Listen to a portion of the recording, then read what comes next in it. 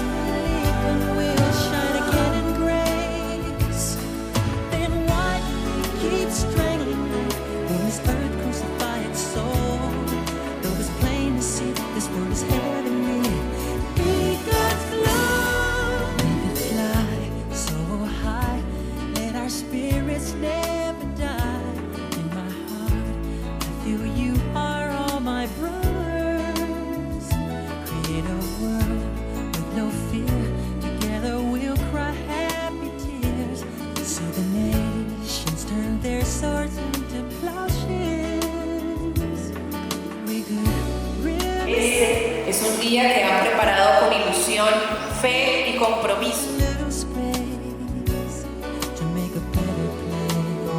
En el nombre del Padre, del Hijo y del Espíritu Santo. Amén.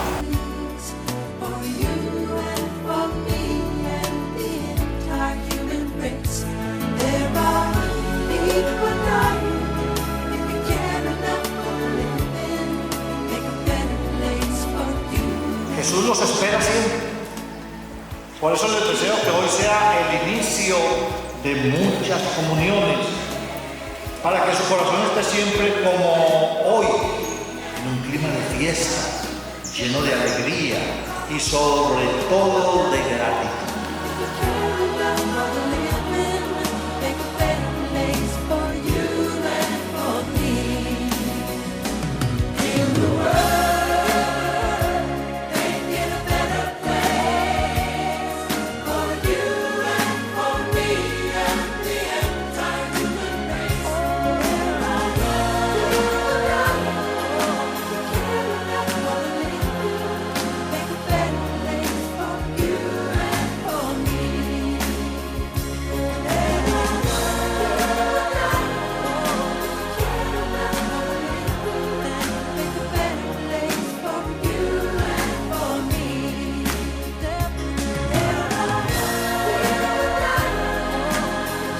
Padre, Hijo y Espíritu Santo, que sirva los buenos.